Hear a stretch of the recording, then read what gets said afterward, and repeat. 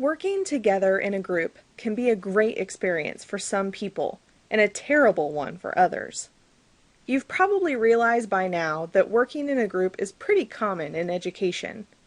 However, every group is not created equal, and some groups function better than others. That's part of the reason why many teachers promote cooperative learning instead. In cooperative learning, students work together in small groups to complete a structured task or goal. It is more than just working in a group, as group work alone does not guarantee cooperative learning. As you may have experienced, when students are simply required to work together, they are usually rewarded based on the success of the entire group. It is all too often the case that only some members of the group do all of the work. It cannot be said that all of the members are actually learning. On the other hand, in cooperative learning, members of the group are not only rewarded based on the success of the entire group, but are also individually accountable for their own work. The task or activity is structured in a way that requires the input and participation of every group member. As a result, all of the group members learn from each other. Cooperative learning is often confused with collaborative learning, but they are not the same thing. We'll discuss collaborative learning later in this lesson. An example of a very popular cooperative learning activity that teachers use is Jigsaw, where each student is required to research one section of the material and then teach it to the other members of the group.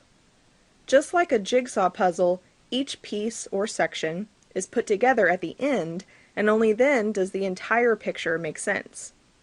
For example, imagine you've been placed in a group that has been tasked with researching the life of Dr. Seuss. In Jigsaw, you and the members of your group would each be responsible for researching certain periods of his life. Let's say there are 4 members of your group.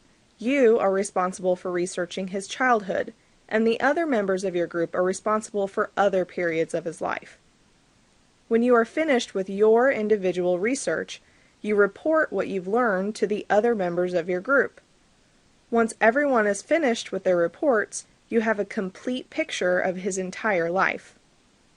In this way, jigsaw activities are specifically structured so that the only access any member has to all of the information is through the work of other members. So, if you don't listen to someone in your group, you won't know the information and won't do well on the test that follows.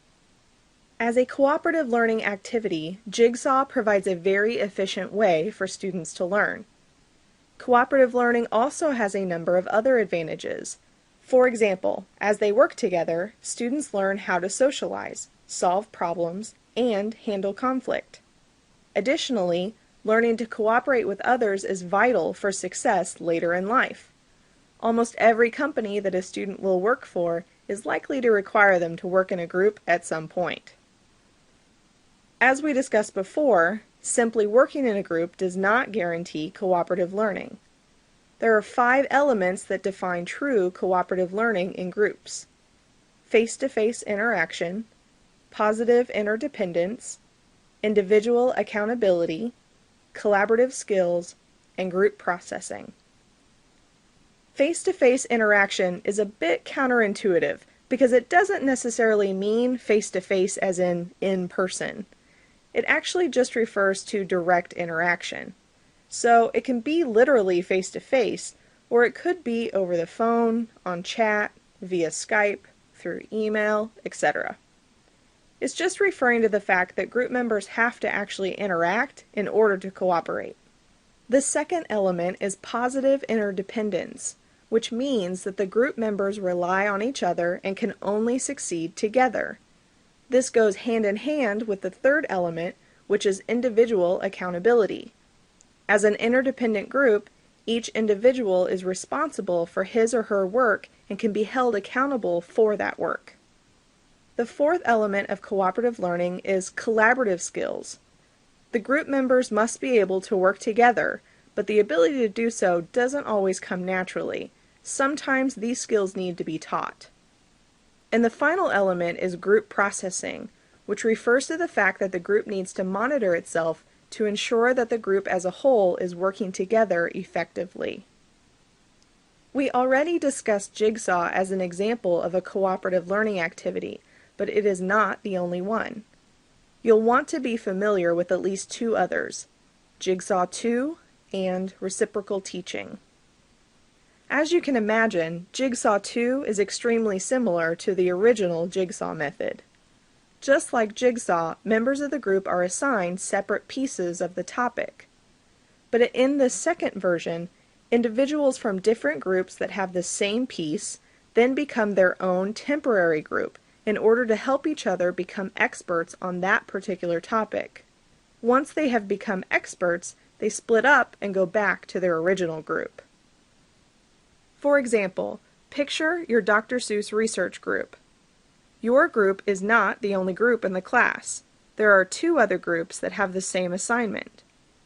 If you remember, you were responsible for researching the childhood of Dr. Seuss for your group. In Jigsaw 2, you would temporarily join individuals from other groups who are also responsible for his childhood. You would then research it together and make sure everyone has the same information. Then you would go back to your original group to give your report. Reciprocal teaching is different than both Jigsaw and Jigsaw 2. Students are placed in groups after a lesson, and they take turns asking and answering each other's questions about the information they just learned.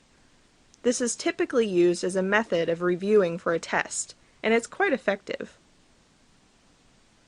A learning construct that is extremely similar to cooperative learning is collaborative learning. In collaborative learning, students complete a task or goal by working together as a true team. It's easy to confuse cooperative learning and collaborative learning, and they are frequently used interchangeably. This confusion is understandable since both involve a group of students working together to complete a certain task or goal. However, the terms cooperating and collaborating represent two very different types of group interaction. When cooperating, members of a group have agreed to work together because they recognize that they must work together in order for each person to gain something, such as a good grade. As we've discussed, cooperative learning is structured by the teacher, and he or she requires each student to participate in the group. The members are accountable because of the structure the teacher has created. In contrast, when members of a group collaborate, they don't do it just because it's a requirement. They like working as a group because they value the contributions of each group member, and they truly believe that the end result will be better than if they had worked individually. Collaborative learning is not structured by the teacher. Instead, the group truly functions as a team. They share authority, accept personal responsibility, and hold each other accountable for their work. It's also important to note that collaborative learning is not the same as collaborative instruction, which we discussed in another lesson.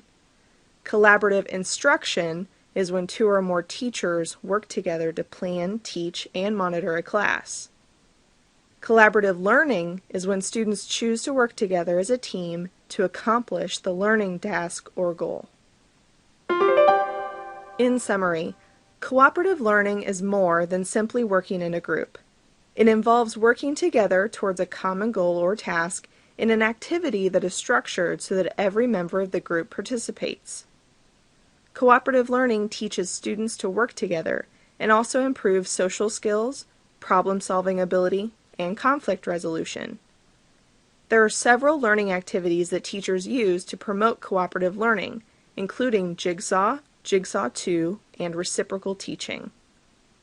The elements required during any activity to qualify as true cooperative learning are face-to-face interaction, positive interdependence, individual accountability, collaborative skills, and group processing.